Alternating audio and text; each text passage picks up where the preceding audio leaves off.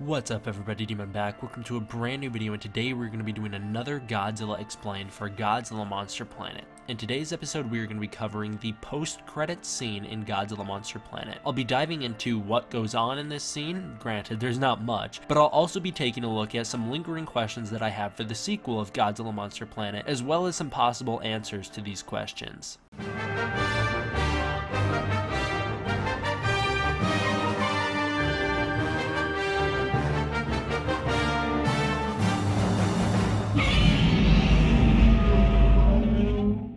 So the post-credit scene starts out after Godzilla, Earth, not Godzilla Phileas, wakes up and destroys every human on Earth.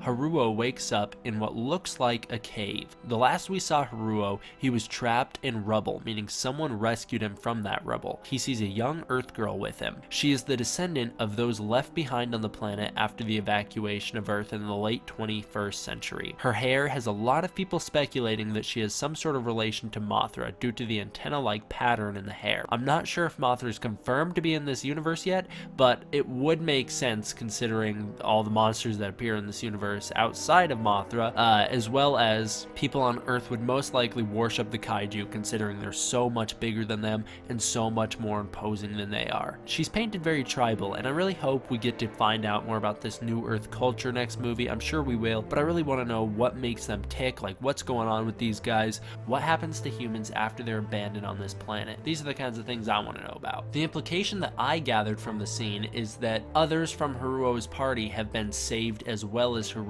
and will meet the New Earth Society very soon. The New Earth Society is my name for the race of humans who were left on Earth and who have evolved after 20,000 years. Also, this isn't one of my main lingering questions, but I'm very curious, what kind of evolution have humans undergone in 20,000 years? Will they have new psychic abilities? Will they have abilities to fight the kaiju? Will they have superpowers? Or will they just be humans? We really don't get any indication from this scene, so I'm not sure.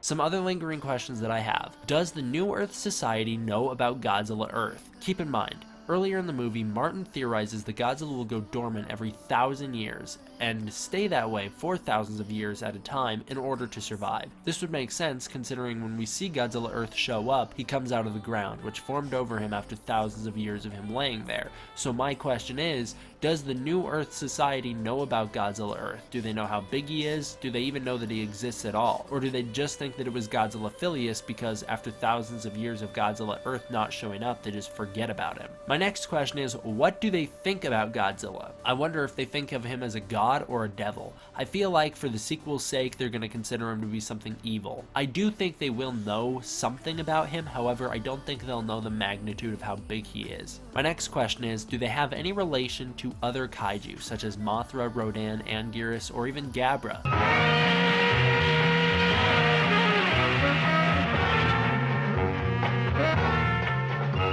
If you keep in mind the full timeline of the Monster Planet universe, Gabra appears to be a very gentle monster who just kind of shows up. So my question is, are they going to have some sort of relation to these other kaiju? I think it would add a very interesting perspective for the next movie, seeing humans use kaiju against kaiju as weapons, or seeing them even coexist with the monsters. That'd be crazy interesting to see, especially because we know, based off all the setup in this movie and every time they mention it in this movie, that humans will never be able to coexist with Godzilla. I'm sure they'll have some relation to some kaiju, whether they worship them as gods or whether they just think of them as like pets. I really don't know, but I'm sure they'll have some relation to them. My next question is, how advanced are they? The scene we get makes them look pretty primitive. They're using fires instead of electricity, they're using a whole bunch of wood everywhere, and the girl's painting. It doesn't look like they have too much going on in terms of advancements. However, I think this might be a mislead considering the poster for the next movie features Mechagodzilla. My next question is, do they live in the old Earth cities.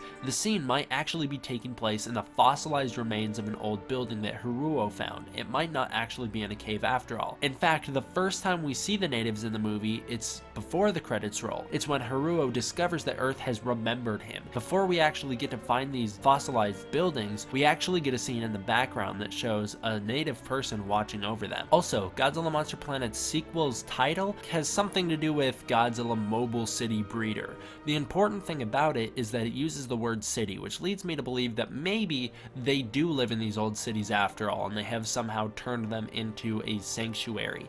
The thing that I think is interesting is that they don't have electricity or power. I think the mislead comes in here because of course they wouldn't have power. The city's been fossilized, it's been out of use for so long, of course they're not going to have power. However, they'll still be able to burn wood inside. I don't think that necessarily means that they're not advanced. My next question is, how many of them are there? I feel like there's actually going to be a fair amount of humans living on the planet. I don't think it'll be just this girl. I think that'd be a pretty lame way to set up for the sequel. What I really want to see is a new society of people who are pretty advanced and have a very good lay of the land and know the kaiju pretty well. I think it'd be really interesting to see the way they play off the old Earth society and some of the relationship troubles that might come with that. Which leads me to my next question. How will the new Earth society react to the new set of humans who have landed on their planet? Will they view them as super advanced, or will they view them as super primitive depending on how advanced they are? Or will they resent them for leaving their ancestors behind on the planet 20,000 years ago? I have no idea, but that'll be crazy cool to see how that plays out. Did they rebuild Mechagodzilla? I think they did. I really do think that they did build Mechagodzilla. I think they built him bigger and better than he was before, because the original Mechagodzilla was abandoned and left unattended to in Mount Fuji.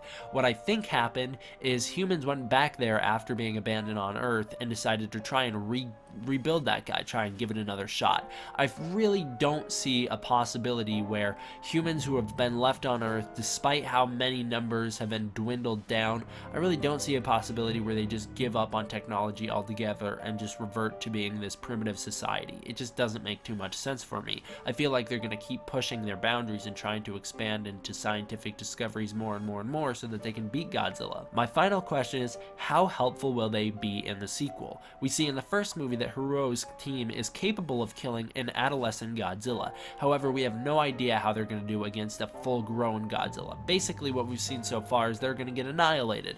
However, I do think that this new Earth society will be able to help them out in fighting Godzilla. I think they'll have a very in-depth knowledge of him, and I really would like to see the way that plays out next movie. So I do think they'll be pretty helpful. There you go, guys. That's my explained/analysis for the post-credit scene of Godzilla Monster Planet. I hope you enjoyed. Also, I'm going to be doing way more Godzilla Explains coming up here because I just watched the movie and I'm pretty excited to talk about it, and I watched it again a couple times for the Godzilla-thon, so I want to talk about it, and that's that. So get used to it. Alright, thanks guys. Hope you all enjoyed. See you guys next time. D-Man, out.